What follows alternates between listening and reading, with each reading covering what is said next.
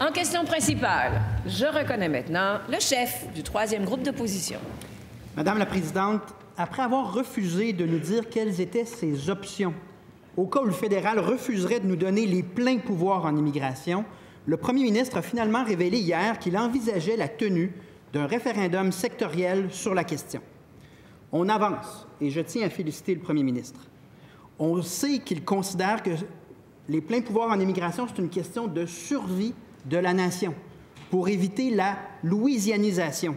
Donc, ce référendum sur l'immigration est conséquent avec ses déclarations précédentes, notamment celles durant la campagne 2022, quelques jours avant le vote. Rappelons que la demande du premier ministre le 14 mars dernier, c'était bel et bien les pleins pouvoirs en immigration. On a essuyé un refus.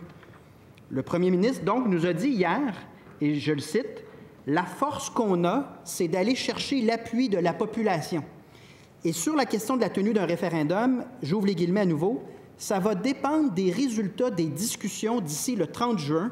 M. Trudeau a une obligation de résultat. Donc, on y est.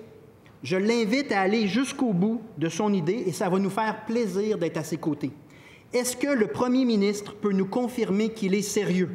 Advenant un refus le 30 juin sur les pleins pouvoirs en immigration, peut-il s'engager à déclencher un référendum sur l'immigration dès cet automne?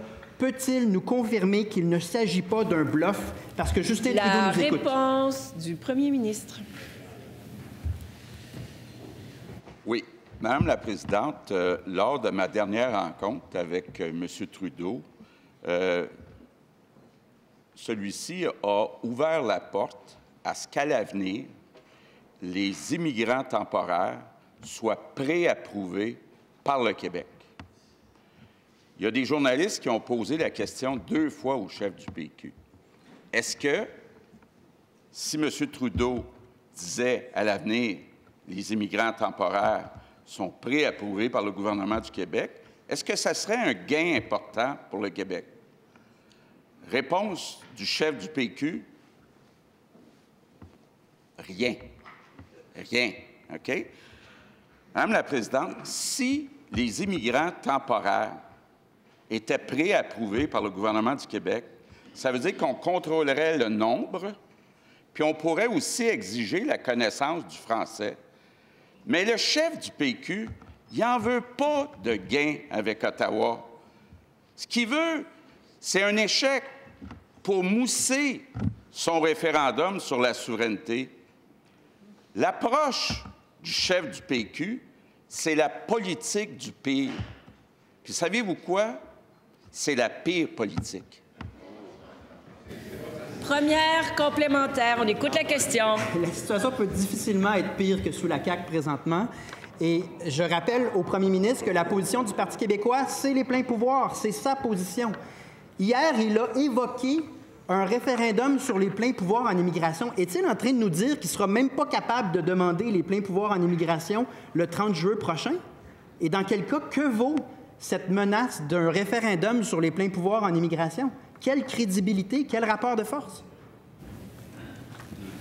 La réponse du premier ministre. Bien, parlons-en de crédibilité. Imaginez-vous, là, que si le gouvernement fédéral disait à l'avenir les immigrants temporaires vont être préapprouvés par le Québec, ce que le chef du PQ nous dit, c'est qu'il n'est pas d'accord avec ça, il ne reconnaîtrait pas que c'est un gain important.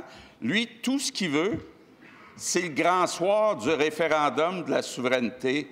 Il ne veut pas en avoir de gain avec Ottawa. Il n'y a aucune crédibilité avec Ottawa. Nous, on va continuer, comme on le fait depuis 5 ans et demi, à faire des gains avec Ottawa. Deuxième complémentaire. Faire des gains avec Ottawa, c'est quand même, je vais le prendre avec un peu d'humour. Donc, le premier ministre n'est plus capable de mentionner l'expression « plein pouvoir en immigration » et il n'est pas capable de confirmer qu'advenant un refus, il va tenir un référendum sur cette question-là. Ça ressemble à du bluff et dans quel cas, pourquoi on fait ça?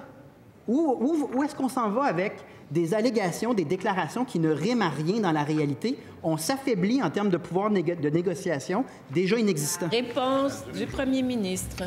Oui, Madame la Présidente, le chef du PQ nous dit quel gain? Logement social. 1,8 milliard du fédéral sans condition. Services de garde, 6 milliards sans condition. Main-d'œuvre, 5,5 milliards sans condition. Aéronautique, 700 millions sans condition. Internet haute vitesse, 460 millions sans condition. Itinérance, 300 millions sans condition. Durant la pandémie, 3 milliards sans condition. Nous, on n'attend pas le grand soir du référendum de la souveraineté. On agit pour les Québécois.